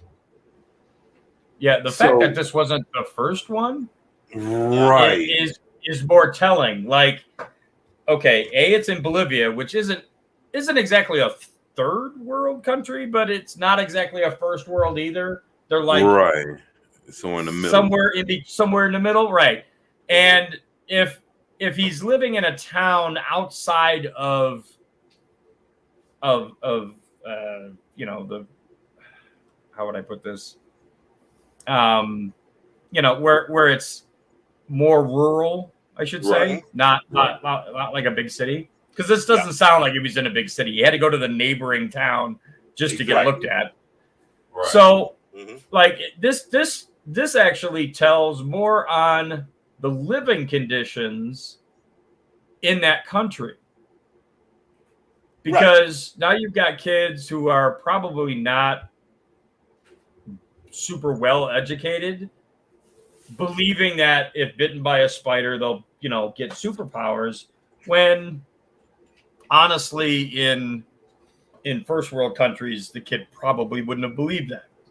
Maybe or maybe not. I mean, I'm guessing here, but it's less likely to have happened in the U.S. or, well, maybe it would happen in the U.S. There's some pretty rural fucking areas out here, but like it's less likely to happen in a major country. Don't kid yourself. There's enough city boys that are dumb as a box of rocks too. I mean, but how prevalent are black widows in those areas? Not very. They're all driven out. Yeah. So the likeliness of it to happen from either direction is pretty slim. But I mean, you did have situations where kids put on a cape and and jumped off of roofs because they thought they were Superman and ended up, hurting themselves that way. And then they had the big thing going out there and say, "Oh, we have to do something to protect the kids." It's like, yeah, well, they're morons. Right. And I kind of said this in the back before we came out. Like, if you have kids jumping off a roof thinking they could be Superman, you need to kind of look at the parenting and say, did you tell the kid that this is not real? Like, does the kid understand that he can't fly? Because if a kid thinks he can fly, there's problems. There's bigger problems than just the fact he thinks he can fly. Or like this kid here who's 8, and it's right. He's very young, but again, you have to kind of lean into he was out playing in the yard where black widows are. I'm not saying keep your kids inside. God, no. They need to be outside as much as possible. But, teach them like your environment. Hey, we live in this area and there are dangers out there. Right. Well, yeah. I mean, they used to do that all the time. Growing up, hey, be careful of this, be careful of that. When you're growing up as a kid, because, and of course, but the thing is, even you can tell somebody that, and they're still dumb as a box of rocks on that one. Right. They'll still go out and do something. I would argue with Low Spec on this. The Tide Pod challenge was people seeking attention. Just like every other dumb challenge that's on TikTok and everything else. Yeah. That's people wanting engagement. That has nothing to do with a kid getting a spider bite in the back of his hand because he wanted to be Spider-Man. If anything, I would say him wanting to be Spider-Man is more I want to get out of the situation I'm currently in and be something more important. Right. Exactly. I mean, the Tide Pod challenge, generally it was older, almost teenagers doing this crap. And such. And, yeah, that was completely different. Yeah. And a lot of these other things that we hear about, it's like it's not the kids, it's people who should know better and do know better, but they are such attention-seeking whores that they have to go. This is their thing. What was one of the more recent ones during COVID was to fucking go into a grocery store, open up a container of ice cream and lick it, and then close it and put it back. Yeah, That just drove me nuts. I stopped buying ice cream because of that shit. I don't want somebody's fucking licked goddamn ice cream. Fuck that. What if she was cute? And again, it was just, I don't give a shit. Like, if I don't know you and we're not fucking, nah. You ain't licking my food. Well, the thing with that is, you got to dig in the back. Right, go, because they won't put the energy into reaching in. They're trying to grab the first one, lick that bitch, and put it right back before they get caught. Yeah, they don't give a fuck about the one that's all the way in the back. Right. Yeah, there you go. So that we fixed your ice cream fix real quick. Yeah, now you can. That's all right. I'm lactose intolerant now, so it doesn't matter. Oh shit. So I don't think we can fix that one. No shit. What's up, Socks? He says now the parents need to have common sense here and right. I mean, like in general, I think every one of us, when we were kids, like if we were gonna go play outside, we were given the rundown. Like, hey, don't do this, don't do this. Go have fun, but don't be an idiot. Like, in some countries that doesn't seem to happen, and in some generations, I will say as well. That doesn't seem to happen, right? Because the current whatever they are, Zoomers now. I think that's what they call them. They don't go outside, so there's zero risk of getting bitten by a black widow unless the motherfucker got in the house. Yes.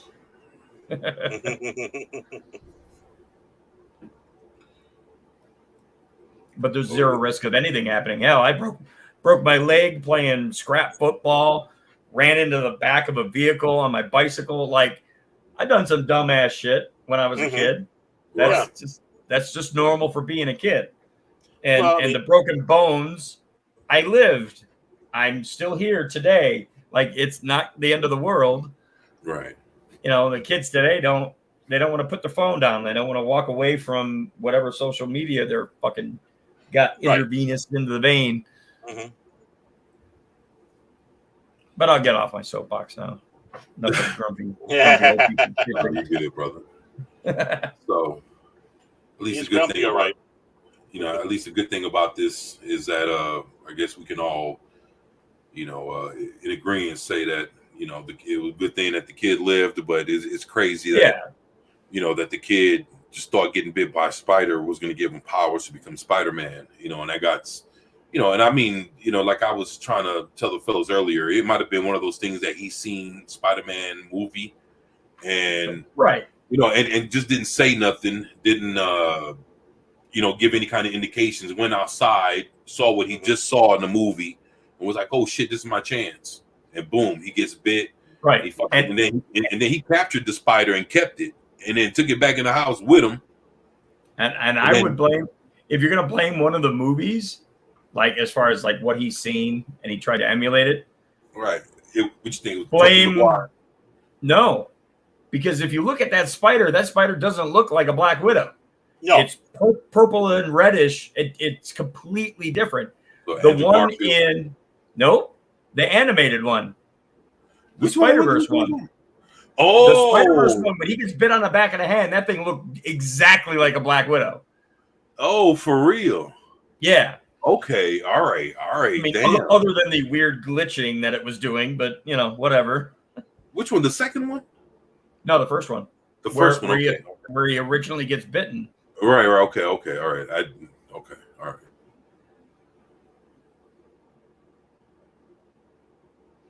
Yeah, and I agree with Sox here. Like Gen X was the last generation to risk anything and come out the other end.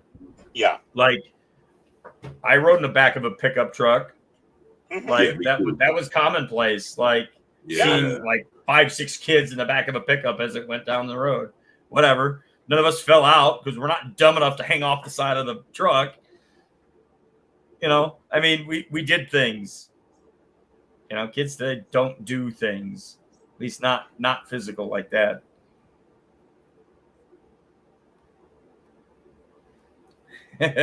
Well, some if they were born in the 60s, they might have gone to Vietnam. Who knows?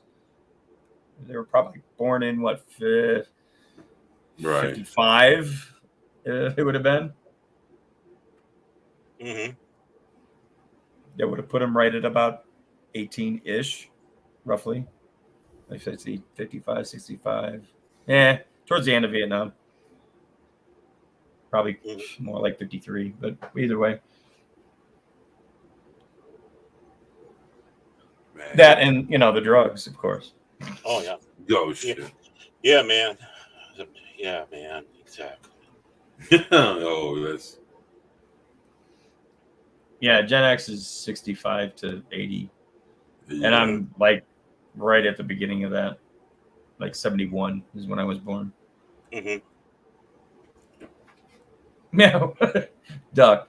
Or never respond to somebody saying, hey, duck, by looking up. Mm-hmm. We learned that real quick. Oh, yeah. Hey, duck. And kid pops his head up and gets smacked in the fucking head.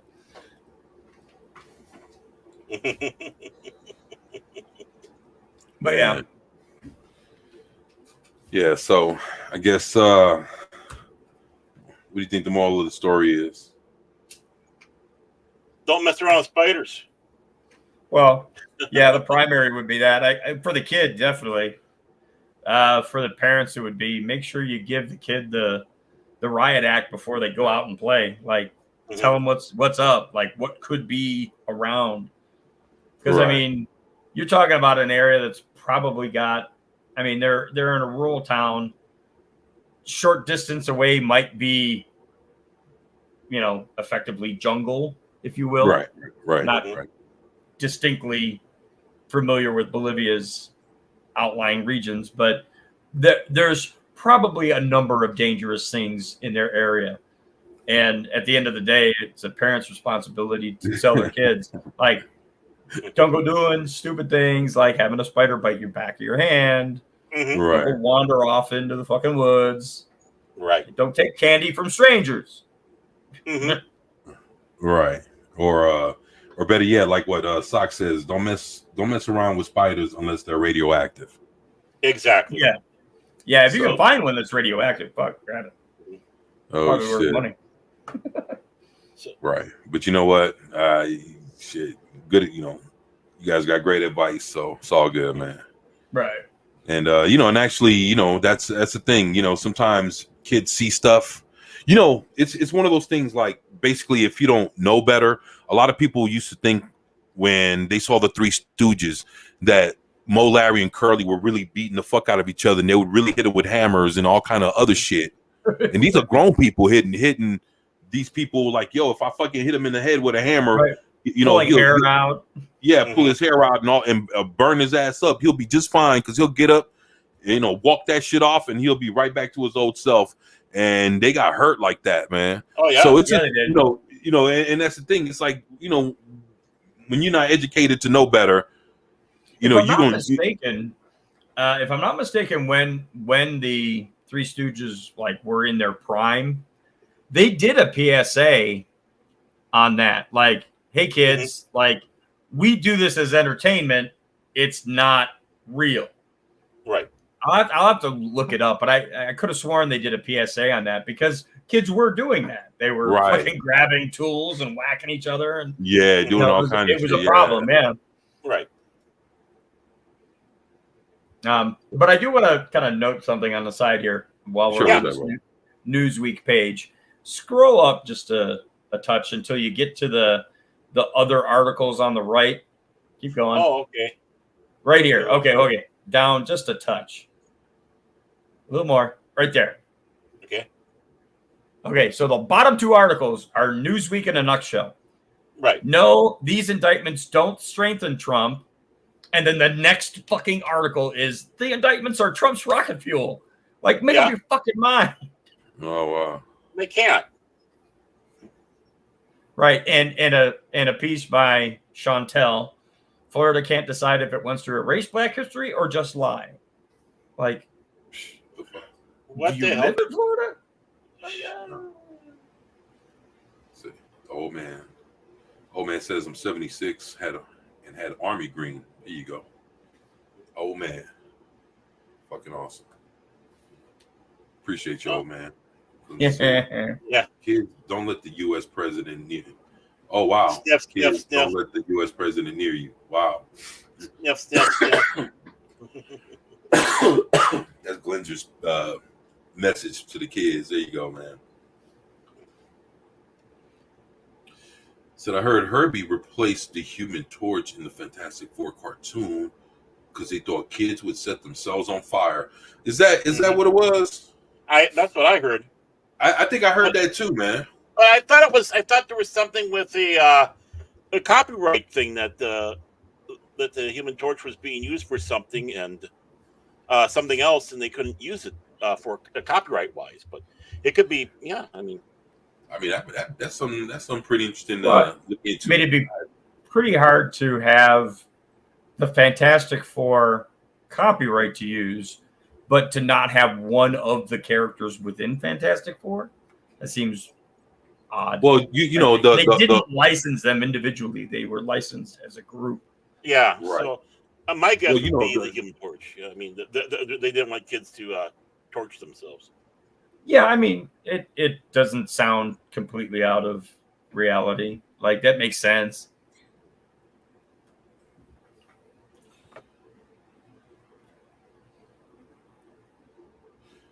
Huh.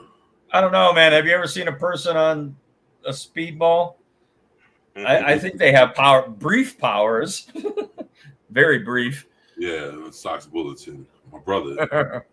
He says it's a good thing that kid wasn't a New Warriors speedball fan. You may have tried to do that drug with coke and heroin, which is a speedball, and wanted to get those powers. Yeah, I mean, it's a good thing that youngsters probably don't have access to coke or heroin. Oh, hope boy. they don't. Right. Huh? Shit. Yeah. I mean, I think very briefly, meth users have a power. It's the power of cleaning, especially when they're wound up. Boy, oh boy, do they clean. They clean everything.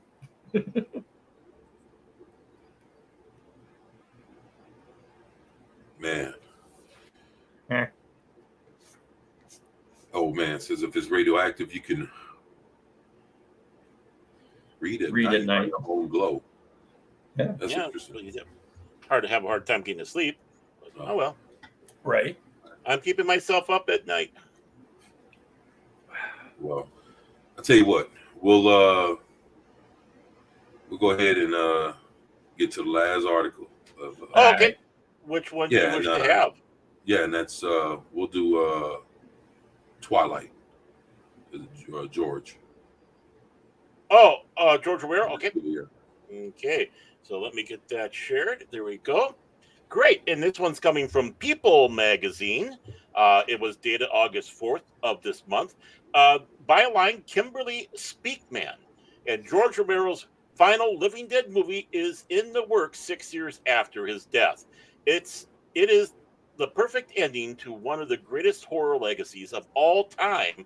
The film's producer John Baldacci teased. I hope I said that right. George Romero's Living Dead zombies are coming back to haunt audiences. Before his death 6 years ago, it's hard to believe it's been that long, huh? At the age of 77 due to lung cancer, the legendary filmmaker began writing what's billed as his final entry in his popular zombie series titled Twilight of the Dead. The sequel is set to start filming this year in Puerto Rico, according to Deadline. Yep. Romero had begun writing a treatment for the movie before his death in 2017, and talks of bringing the film to life began in 2021, per the outlet. Now, with the backing of producer financier Roundtable Entertainment and the script completed by Joe Netter, Robert Lucas, and Paolo Zelati, who worked on the treatment with Romero, the film, described as the seventh and final installment of the seminal Living Dead film franchise, is moving full speed ahead, per outlet. And there's Sahal right there. Hey, too bad he passed away too. Yeah. But, that was sad when he went. Right. The sonata. Well, hold on a second, Sure. if you could. Yeah. Actually, do you know how long they've been talking? I don't know if you guys ever seen like old horror movies or like old interviews. You know how long people have been talking about Twilight of the Dead?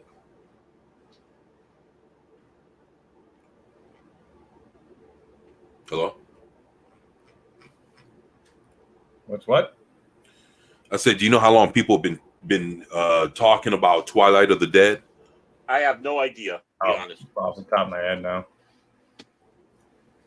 Yeah, it's one of those things that I even seen a horror movie that was talking about George A. Romero's zombie movies. And the one thing they referenced was Twilight of the Dead. And I think the zombie movie came out like over 20 years ago. So if you look at the talk and the speculation behind this movie, people have been waiting for it for decades. And if it was something that I saw in the casual like horror movie that was a zombie movie, and they were like, yeah, I love Twilight, I love zombie movies.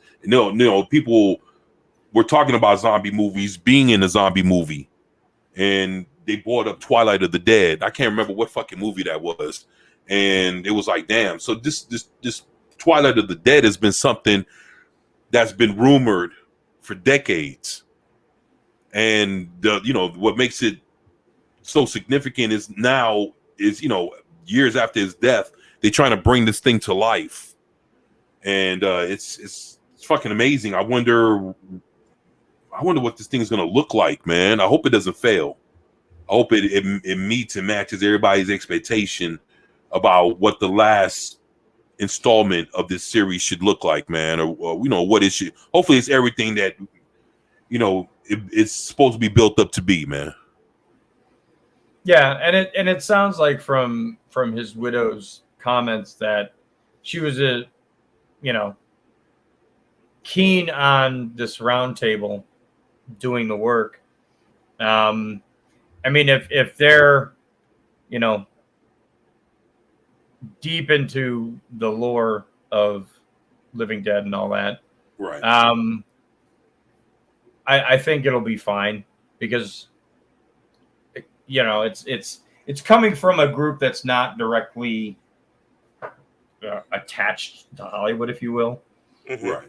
So I don't think it's going to be a woke mess. Well, do y'all know how many George A. Romero Living Dead movies are actually out there? 5? I think there's 5. I'm thinking it's about 5 to 6. Oh, that's Baron over there. Yeah, I'm thinking it's about 5 to 6.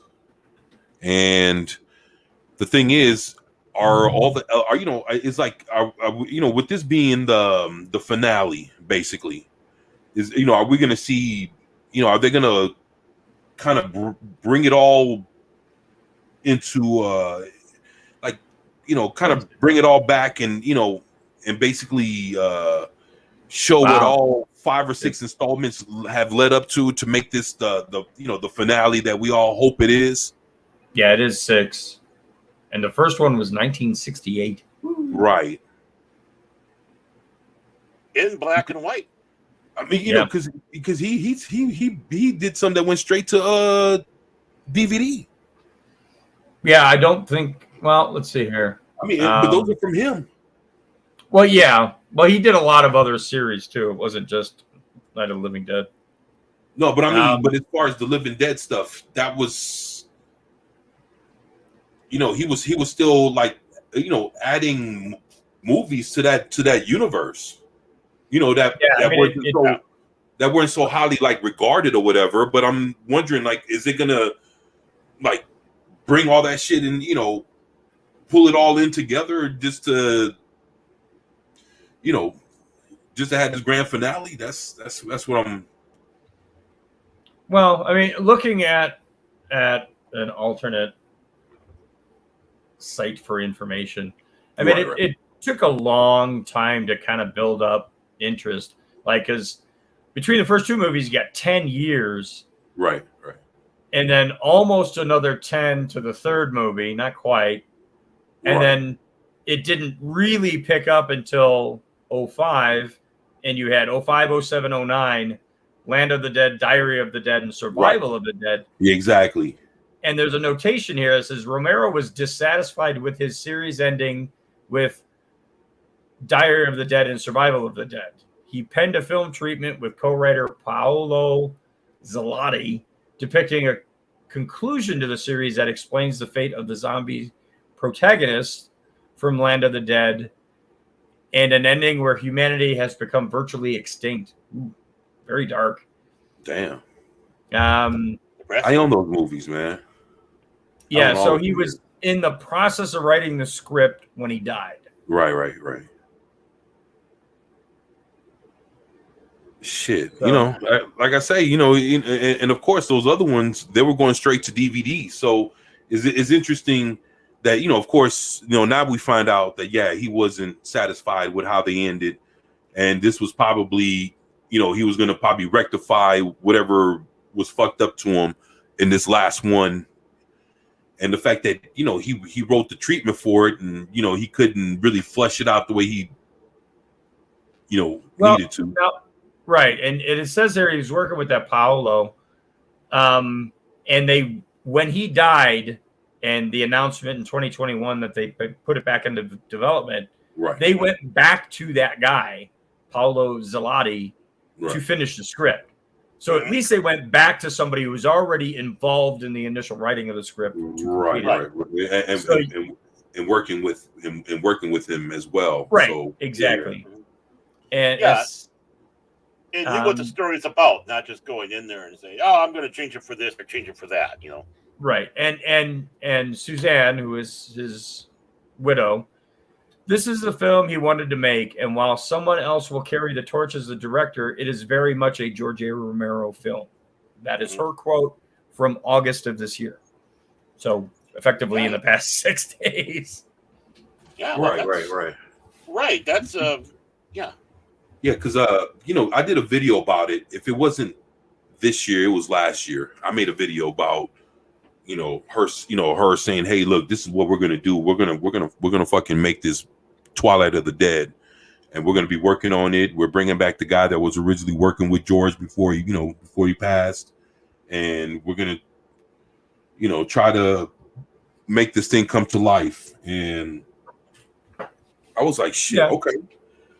I mean, it sounds like it's in good hands. Yeah. It's kind of ballsy, but she was like, "Fuck it, one last one for George." And that's again, if you look up the lore behind it, people have talked about it in movies. Where it was like in the movie. I can't remember what fucking movie it was, man, but it was like, damn.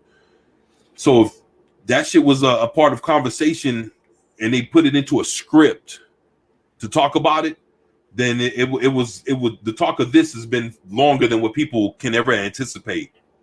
Right. For people talking about Twilight of the Dead. Well, and if I'm not mistaken, when Marvel did some of their zombies issues, there were references to George A. Romero within the comic. If you knew about his work on Night of the Living Dead and so on, right, you would catch them in the comics, like a toe tag on somebody in the morgue with Romero on it, like little things, which is cool. Yeah, that's pretty cool, man. Because really, he is the king of the zombie movie. He's the one that really changed how people look at zombies. Right. Yeah, that's true. Because before that, they were just trying to be friends. They were just a friendly group of folk. Well, but I mean, a lot of the mythos of the zombies, the brain-eating monsters and stuff like that, came from Romero himself. While the other ones were just just these slow-moving dead, or you take a look at Voodoo, reanimated or whatever. Yeah, reanimated, or just people who had lobotomies, type of thing. Here you really had a true frightening. Here they are. They're coming out. They're eating you, type of thing, and that really opened those doors up. With right, and I think that was especially in the early, like the '78 movie, and even when you go to like the '68 and the '78 movie, that was the fear. Like if you get bit, you'll turn into one of them, and that's what drove the horror aspect. Was it could happen to you, kind of thing. Have any of y'all ever watched like Land of the Dead, Survival of the Dead, and the other one? The more recent ones, no. I've really only seen the first two. Yeah. Wait, this was a long time ago. Yeah. I'm not a big horror movie fan. Like, I appreciate what some of the early movies have done, but it's just not a genre I can really get into. Yeah, and I'm not a big zombie fan myself. Oh, you're not? Oh man, I fucking love zombie flicks, man. Oh, I'm not a big zombie, but there are some good zombie stuff out there that I watch. Yeah, I mean, as an overall thing, no, I'm not overreaching. I like other forms of horror than that. Yeah. Well, it's interesting too, because a lot of people have different ideas when it comes to like what a zombie should be. Right. And when you see like DayZ, like the video game stuff, or DayZ, or DayZ. Oh, DayZ. Okay, yeah. Okay, yeah. I know. And that's a zombie game. Yeah. I know. Or you look like, what is it? The one with God damn World War Z. World War Z, yeah. Where the idea of a zombie is very different. I like the fast moving aspect. I think that is far more terrifying. Like Dawn of the Dead remake. Where they fast? Yeah, well, I think World War Z kind of showed the potential of a extremely fast moving zombie. Because there is no running away from that. Like you're not fast enough. Like you'll never get away. And and like the origin, the way they kind of portrayed what caused the zombie outbreak, if you will. It was interesting. I'm more surprised that we haven't gotten a zombie movie. Of course, there's probably some really bad B movie out there. Oh, probably. About COVID shots. It's coming. You know it's coming. Right? I mean, like, that's a perfect setup. Like, if you ever needed something in the real world to drive a zombie movie, that was it. Right? Everybody was getting injections and, oh, I'm saving myself. No, you're not. You're turning into a zombie. Yeah, you're a zombie now. I think they kind of had similar stuff like that in the past with various other things. And, of course, yeah, I mean, there's movies like Outbreak and stuff like that. Mm-hmm. And Glinzer's right. Yeah.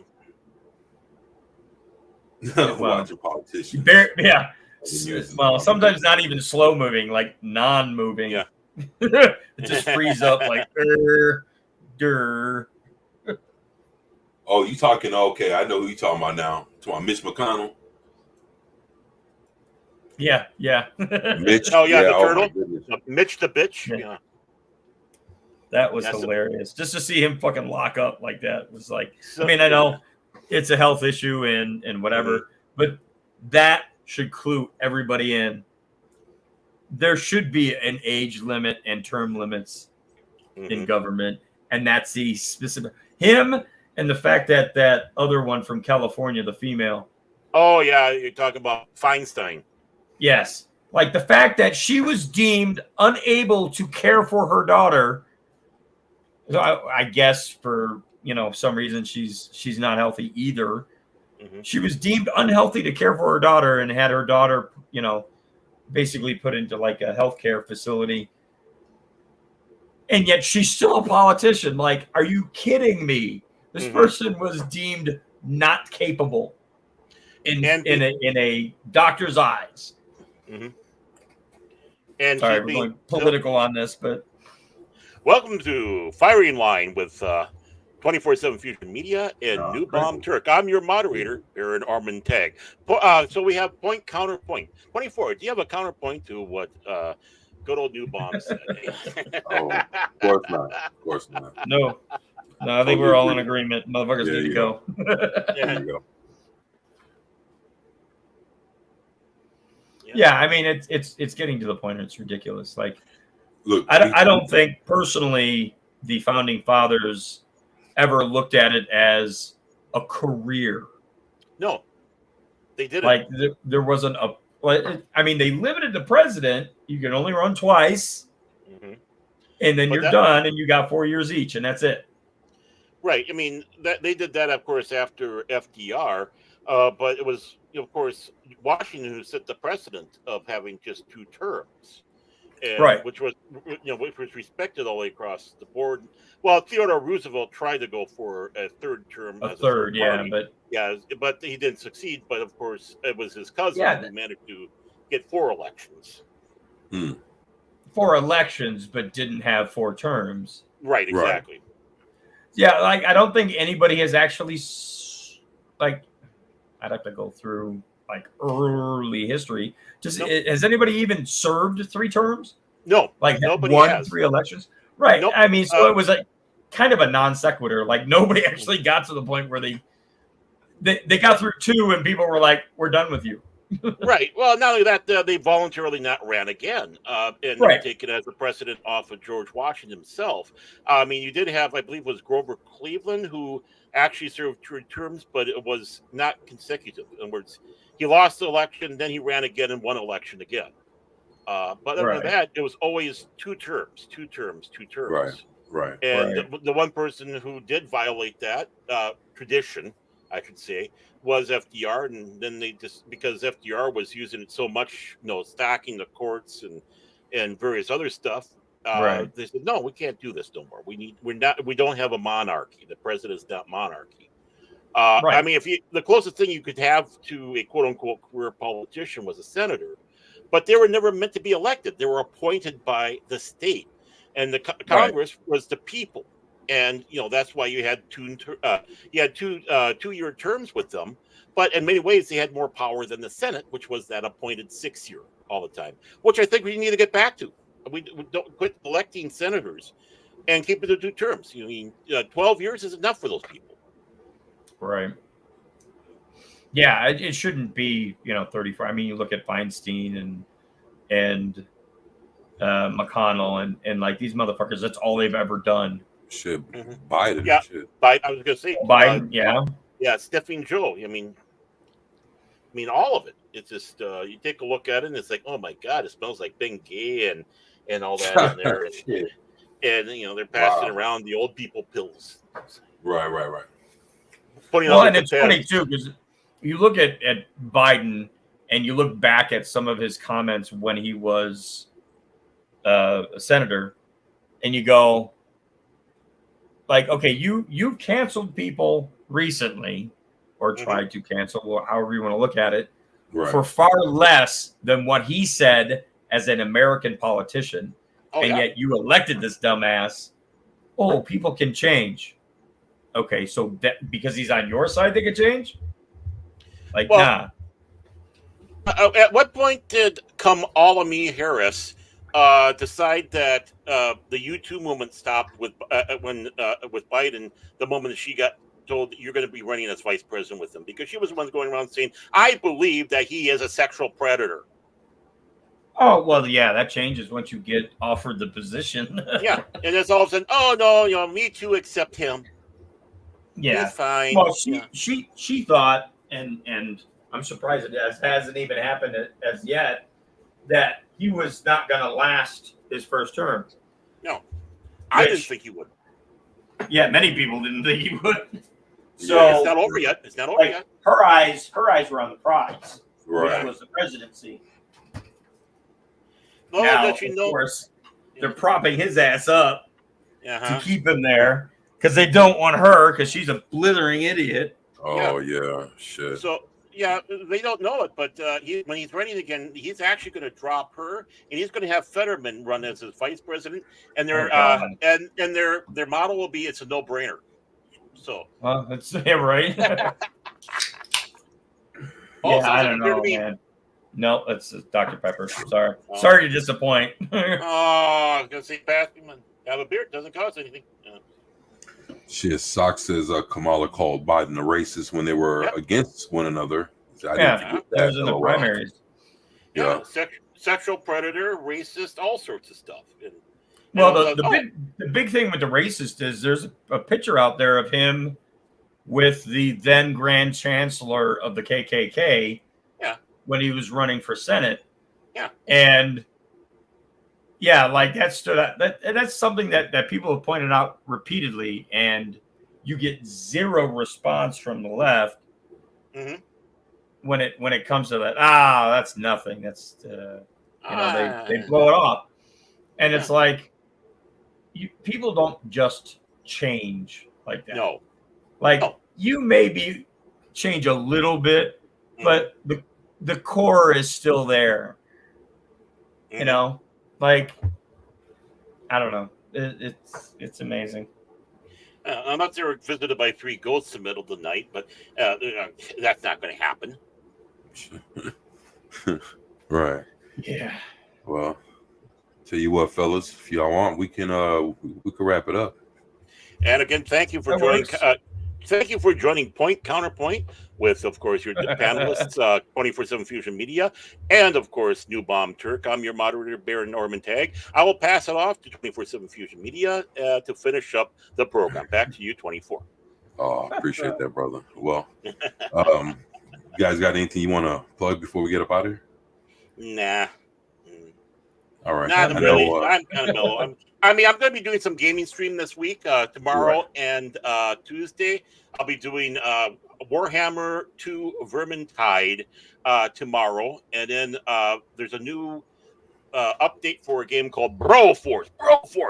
And we'll be doing that on Tuesday. That'll be with Cash Money of the Phantom Hooligans. Or I should say Phantom Hooligans. Forget the V in front of it.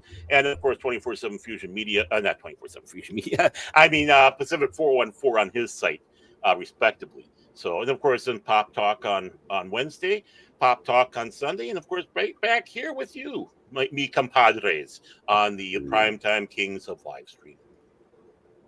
All right. All right. What about you, Turk?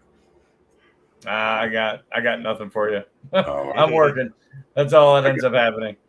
I got you. I got you. Well, I'll be dropping videos and actually doing a live stream in the next couple of days. There's a couple things I want to test out that I've been playing with. I want to see if if shit works and how can I do it. So I mean, like basically testing. It'll be some couple testings going on with the channel, but I got to get it started and see how it all looks. So I mean, other than that, I'll be dropping videos here and there and trying to pick up the pace on that. I'm starting to balance out a little bit more between work and actually dropping videos and stuff like that. So I'm starting to figure out the balance, which I'm thankful for, because it was weird, man. But working doing demolition, trying to help with doing construction, it's fucking be like 105, 110 degrees outside. Right. Texas getting a beating when it comes to the heat. People are passing out. I was telling Baron before we started, man, there was still folks on my job site where I was working at. They were fucking passing out, man. They had to take folks to the hospital and shit like that. And I'll say in the last like 6 days, 4 people fell out. So that's how serious that shit was. And I work for the main general contractor, and he hired a bunch of different groups, people to do different jobs on the site, and this was those other groups, we was watching them passing out, and we were like, hell no, we got to drink water and make sure we get Gatorade and Powerade and whatever the fuck else aid in our systems, man. It was serious, man. But when you see them people really passing out, that lets you know, man, that shit is real. So it's scary. Right. Exactly. Plus, every time a person passed out, 24 said, "Woo, promotion." Oh no, hell no. But but it was one of those things that it's an eye opener, and it's like, well, you got to be careful. And then that working out like that in that heat, that shit'll drain you to the point. I'm not gonna lie. Honestly, I don't want to do no fucking videos or no live streams and shit. So I'm starting to break out of that where I can, deal with it and be able to push out some content. So I'll be working on that. And but I want to tell everybody, thank you all for being here. Love you guys, my panelists, my co-hosts, man. You guys are awesome. Appreciate you guys. Everybody in the chat, I love you guys, man. We wouldn't be here without y'all. Just thankful that you guys are with us, every weekend, and just know that between my co-hosts and subscribers and everybody in the chat, none of this could be possible without y'all. And I just want to thank everybody. So love you guys. Appreciate y'all. We're gonna get up out of here. Been doing this for about 2 hours, so it's time to get up and stretch. But you guys enjoy the rest of your day. Have a great week. We love you guys, man, and we'll see you on the next one. Peace, y'all. Peace. Peace. Peace.